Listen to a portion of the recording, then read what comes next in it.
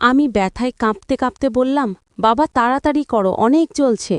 কিন্তু বাবা শান্তভাবে বললেন, মা, আর 1 মিনিট। সেই 1 মিনিট বলতে বলতেই অনেক সময় কেটে গেল, তবুও শেষ হচ্ছিল না। আমি ভেবেছিলাম হয়তো আর একটু সহ্য করলেই সব শেষ হয়ে যাবে, কিন্তু মিনিটগুলো যেন ঘণ্টার মতো দীর্ঘ লাগছিল। বন্ধুরা, আমি এখন শুরু থেকে পুরো সত্য ঘটনা তোমাদের সঙ্গে শেয়ার করব। ভিডিওটি শেষ পর্যন্ত দেখো, তাহলে পুরো কাহিনীটা কেমনভাবে এগিয়েছে সবটাই জানতে পারবে। বন্ধুরা, আমার নাম মেঘলা, আমার বাবার নাম শিমুল দাস। বাবা একটি ছোট কোম্পানিতে জব করে। আমার মা মারা গেছে প্রায় 1 বছর আগে। আমি এবং বাবা আমরা দুজনে একসঙ্গেই থাকি। আমার বয়স 19 বছর। আমি কলেজে পড়াশোনা করি। আমার মা মারা যাওয়ার পর সংসারের সব দায়িত্ব আমি নিয়েছি। বাসার সব কাজ আমি নিজে করি। মা চলে যাওয়ার পর থেকে সংসারটা পুরোপুরি আমাদের দুইজনের কাঁধে। আমি পড়াশোনা আর ঘরের কাজ মিলিয়ে ব্যস্ত থাকি। বাবার সঙ্গে আমার ভালোভাবে তেমন দেখা হয় না। সকালে একবার দেখা হয় এবং রাতে আসার পর দেখা হয়। সকালের নাশতা আমরা দুজন একসঙ্গে করি এবং রাতেও। বাবা আলাদা একটি ঘরে ঘুমায় এবং আমি আমার ঘরে ঘুমাই। যদিও আমরা বাবা মেয়ে, কিন্তু আমাদের দূরত্বটা একটু দূরে। রাতে আমরা কখনোই একসাথে ঘুমাই না। এর কারণ হলো আমার পাড়া প্রতিবেশী সহ আমার নিজের মাসি আমাকে বলেছে যে রাতে কোনোভাবেই আমার বাবার সঙ্গে না ঘুমাতে। আমি নিজেও জানি না কেন তারা এই কথা আমাকে বলল। তিনি তো আমার নিজের বাবা, তার সঙ্গে রাতে ঘুমালে কি এমন হবে? আমার বাসার পাশেই আমার মাসির বাসা। মাসির সঙ্গে দেখা হলেই মাঝে মাঝে আমাকে বলে, মেঘলা, আজকে রাতে তুই কোথায় ঘুমিয়েছিস? তখন আমি বললাম, কেন, আমার ঘরে। প্রতি রাতেই তো আমি আমার ঘরে ঘুমাই। তারপর মাসি আমাকে অনেক আদর যত্ন করল। অনেক দিন পর তার বাসাতে গিয়েছিলাম, তাই মাসি আমাকে অনেক খাবার খেতে দিল। আমি মন ভরে সেগুলো খাবার খেলাম এবং আমার মায়ের কথা মনে পড়ল। তারপর মাসির বাসা থেকে এসে বাড়িতে যেগুলো কাজ রয়েছিল সেগুলো কাজ করলাম। সন্ধ্যা পেরিয়ে রাত হয়ে গেল। তারপর বাবা অফিস থেকে আসলো। আমি খাবার টেবিলে রেডি করলাম। তারপর আমি আর বাবা সেই খাবারগুলো খেয়ে দুজনে দুজনের ঘরে ঘুমাতে গেলাম। কিন্তু ঘুমানোর পর এমন একটি কাণ্ড ঘটল যেটা আমি কখনো কল্পনাও করতে পারিনি। রাত গভীর হয়ে গিয়েছিল।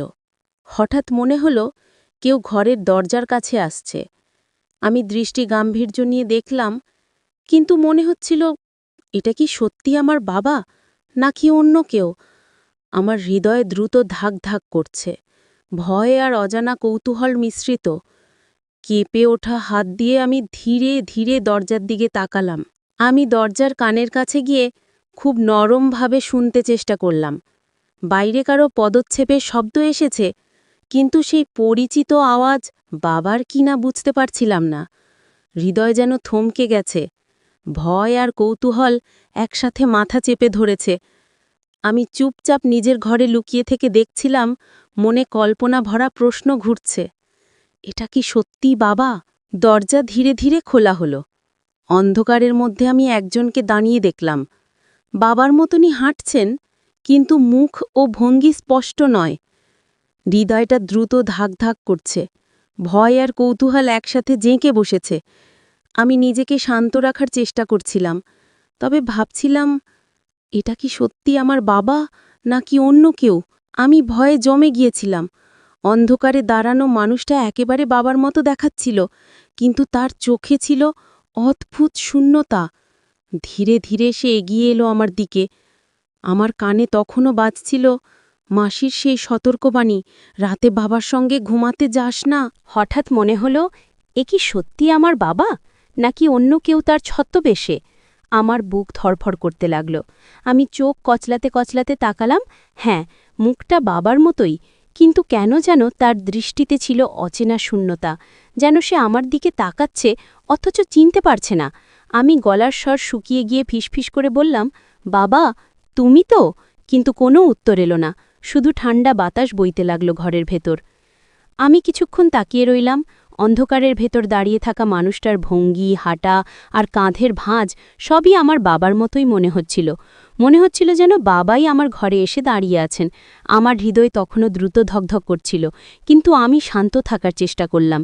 সে ধীরে ধীরে ঘরের এক কোণে এসে দাঁড়াল না, বরং দরজার দিকে ফিরে গেল।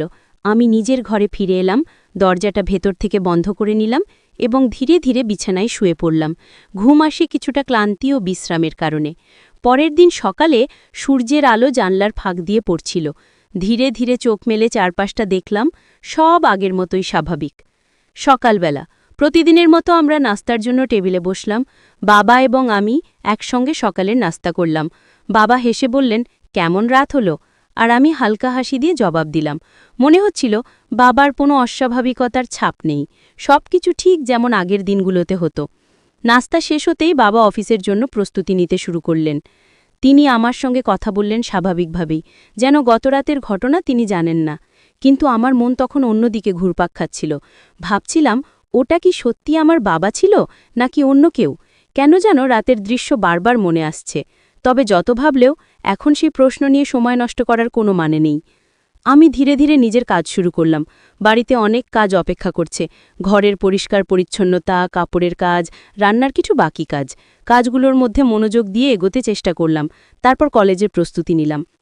মনটা কিছুটা শান্ত হলেও ভেতরে ভাবনার ঝড় তখনও থামেনি। কিন্তু জানতাম এখন আমাকে কাজের দিকে মন দিতে হবে। সেদিনও রাত হলো ঠিক আগের দিনের মতো। আমরা বাবার সঙ্গে একসঙ্গে রাতের ডিনার করলাম। টেবিলে আলোয় ছড়িয়ে পড়া নরম উষ্ণতা, ছোট ছোট কথোপকথন, সবই স্বাভাবিক মনে হচ্ছিল। ডিনার শেষ হতেই বাবা তার ঘরে চলে গেলেন ঘুমানোর জন্য, আর আমি আমার ঘরে গিয়ে প্রস্তুতি নিলাম। আমি ভাবছিলাম আজও নিশ্চয়ই সব স্বাভাবিক থাকবে, কিন্তু তারপর যা ঘটল সেটা আমি আজকেও কখনো কল্পনা করতে পারিনি। এমন কিছুই হবে তা আমার মাথায় কোনো কোণে ধারণা ছিল না। পুরো রাতের ঘটনাগুলো যেন ধীরে ধীরে একটা নতুন মোড় নিতে চলেছে, আর আমি তখনও প্রস্তুত ছিলাম না সেই জন্য।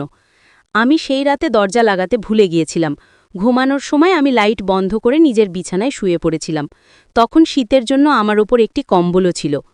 গভীর ঘুমে থাকা অবস্থায় হঠাৎ চোখ খুলে দেখি কম্বলটি আমার শরীর থেকে সরিয়ে বিছানার একপাশে ভাঁজ হয়ে পড়ে আছে।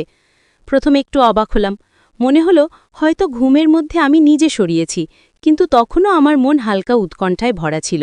আর ঠিক তখনই মনে হলো দরজার দিকে তাকাতে হবে, কারণ আমি জানতাম রাত্রে দরজা বন্ধ না করলে কখনো কখনো এমনটা হতে পারে। আমি দেখলাম দরজাও আগের মতো বন্ধ, কোনো অচেনা কণ্ঠ বা পদক্ষেপ নেই। চারপাশে সবই স্বাভাবিক, শুধু কম্বলটি একপাশে ভাঁজ হয়ে থাকা এবং নিজের সামান্য আতঙ্ক আমাকে কিছুটা ভীত করছিল। আমি ধীরে ধীরে কম্বলটি নিজের উপর টেনে নিলাম এবং আবার গভীর ঘুমে চলে গেলাম। রাতের এই ছোটখাটো ঘটনা মনে থেকে গেল, যা আমাকে কিছুক্ষণ কৌতূহল এবং হালকা উৎকণ্ঠায় রেখেছিল। এই ঘটনার পর আমি নিজেকে কিছুটা অচেনা অবস্থায় পেলাম। এই ধরনের বিষয় আমার সঙ্গে আগে কখনো ঘটেনি। মনটা যেন অদ্ভুত চিন্তা ও প্রশ্নে ভরে উঠল। আমার মাসির কথা বারবার মনে পড়ছিল। সে কেন আমাকে এমনভাবে বাবার কথা বলেছিল? মনে হল এই ঘটনাগুলো এবং মাসির কথার মধ্যে হয়তো কোনো সম্পর্ক আছে। আমি ঠিক করলাম এ বিষয়টি এভাবে না ভেবে সত্যি সত্যিই খুঁজে দেখা দরকার। কি ঘটেছে, কেন ঘটেছে, আর এর সঙ্গে বাবার কি কোনো সম্পর্ক আছে, সব কিছু পরিষ্কার করতে হবে। সেই ভাবনা মাথায় রেখে আমি সিদ্ধান্ত নিলাম এখনই খুঁজে দেখতে হবে সত্যি কি ঘটেছে আর কেন ঘটেছে। মনটা তখনও অস্থির, কিন্তু এক ধরনের দৃঢ় সংকল্প তৈরি হয়েছিল। শুধু নিজে চিন্তা করা যথেষ্ট নয়, আমি চাইছিলাম কারো সঙ্গে আলোচনা করি, যাতে বিষয়টি আরও পরিষ্কারভাবে বোঝা যায়। আমি ভাবছিলাম হয়তো মাসির কথার সঙ্গে এই ঘটনা সম্পর্কিত। কেন তিনি আমাকে আগেই সতর্ক করেছিলেন? এমনকি এমন ছোটখাটো সতর্কতাও কি সত্যিই গুরুত্বপূর্ণ হতে পারে? এই প্রশ্নগুলো মন থেকে বের হচ্ছিল না। আমি ঠিক করলাম আগে একটু ধৈর্য ধরে নিজের দৈনন্দিন কাজ শেষ করি। বাড়িতে অনেক কাজ বাকি আছে, ঘরের পরিচ্ছন্নতা, কাপড়ের গোছানো, রান্নার কিছু কাজ।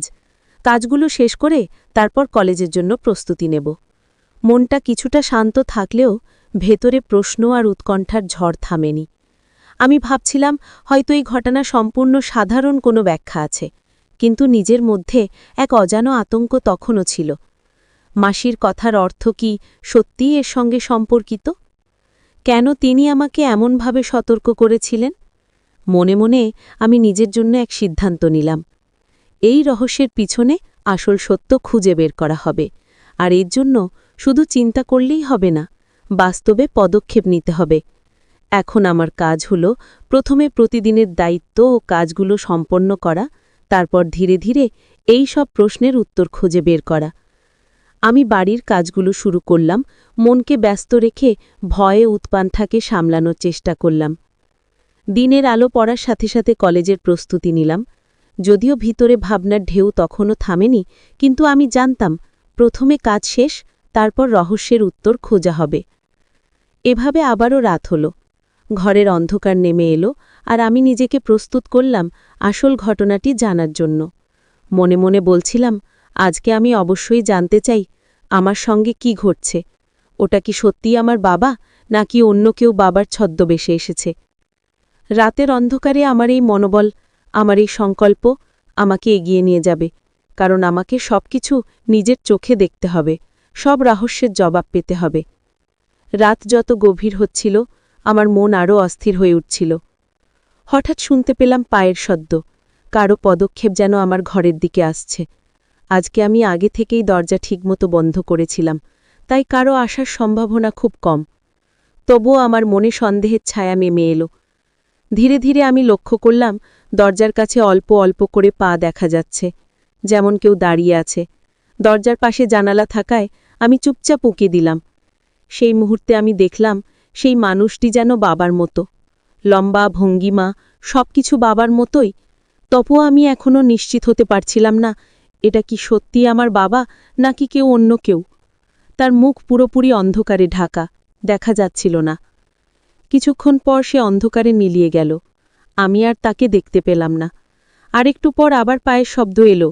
দেখলাম সে ফিরে এসেছে, দরজার কাছে দাঁড়িয়ে উকিঝুঁকি করছে। যতই ও চেষ্টা করুক, আজকে আমি কোনোভাবেই দরজা খুলব না। আমি ঘরের ভিতর থেকেই যা দেখার তাকিয়ে থাকব। অনেকক্ষণ স্থির হয়ে তাকিয়ে থাকার পর ধীরে ধীরে দেখতে পেলাম বাবার মতো যে লোকটি ছিল সে আর নেই। অল্প কিছুক্ষণ পর বাবা আমার ঘরে এসে ডাকলেন। মনে হলো, এ কি সত্যিই বাবা, নাকি আবার কেউ বাবার ছদ্মবেশে এসেছে? আমি দরজা খুলে দিলাম এবং বাবা ধীরে ধীরে আমার ঘরে প্রবেশ করলেন। আসার পর তিনি আমার পাশেই বসলেন। বসার পর বাবার কণ্ঠ ভরে করে শান্তি এবং দৃঢ়তার মিশ্রণ ছিল। তিনি বললেন, তোমার মাসি বা আমাদের পাড়া প্রতিবেশীরা যারা আমার বিষয়ে তোমাকে এগুলো বলেছেন, তাদের কথায় কখনো কান দেবে না।